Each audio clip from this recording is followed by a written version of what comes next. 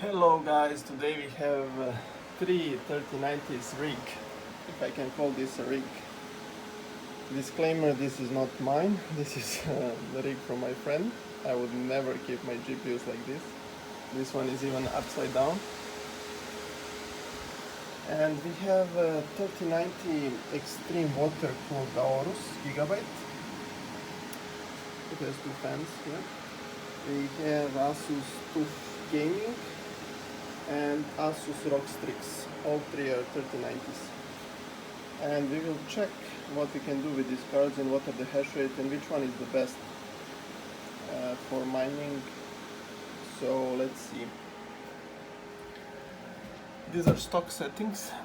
As you can see, the Asus cards are around 105, 107 with almost 400 watts, 350, 400 watts, while Gigabyte is only 280 watts, which is not bad.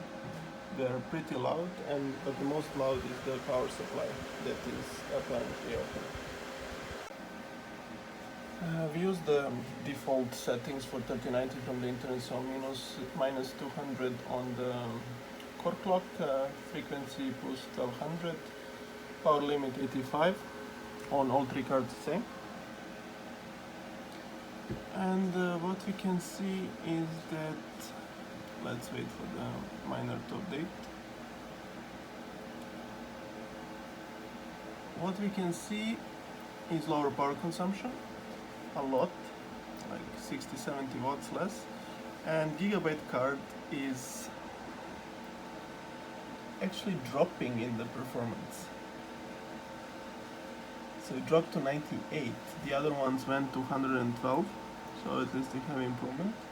But as you can see, the temperature of the memory is ridiculous, 106, while the GPU is 39 degrees, it's water cooled, so it makes sense, but it is just bad. So the first Asus is reaching 120 almost hash rate. That's nice. That's the target you should reach with 3090, 120, 125. The other one is lagging because it's thermal throttling. It reached 106 watts on the memory, but still 116, not that bad. And Gigabyte is at 95. It is just horrible. Like every Gigabyte card I ever had is horrible. I mean, they use the cheapest possible thermal pads, which we will change in the next video. And you think you buy like an amazing waterproof 3090 that is like $3,000 and that you'll be able to mine really good with it, but no, 95 hash rate.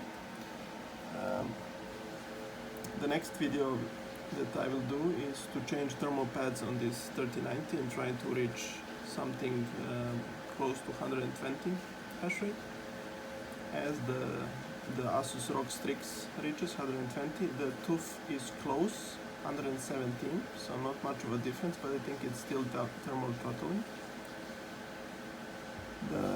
The difference between Strix and TUF is 6 degrees on the GPU, but I think that is due to the let's say organization of these two cards in the rig of my friend. One is facing the wall for some reason, and the other one is facing the desk. I mean, this is good because the backplate is on top, so it gets cooled a little bit on those cards better than if it was standing up. So the internet suggested to change to NB miner, which I did, but the results seem pretty much the same. Both Asus cards are quite decent actually. I'm surprised because usually Asus is... I'm not a big fan of Asus, but not as bad as Gigabyte. As you can see, Gigabyte is hashing at 95 hash rate,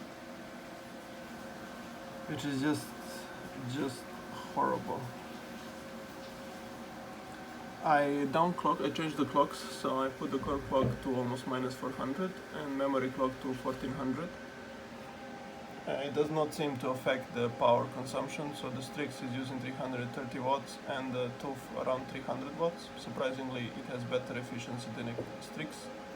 And Gigabyte, just again, purely horrible. So if you're guys trying to buy 3090, if you have money, if you maybe have sold your kidney to get the money to buy this, do not buy Gigabyte. This is Water Extreme, and my friend has the other one that is not water cooled. It is the same thing. Horrible card. But Asus seems surprisingly good. We will try to change thermal pads on the Gigabyte card and see what results can we get. Until then, so you don't miss that video, please subscribe and like, and I will leave my Discord channel in the description if you want to stop by and have some questions. See you there. Bye.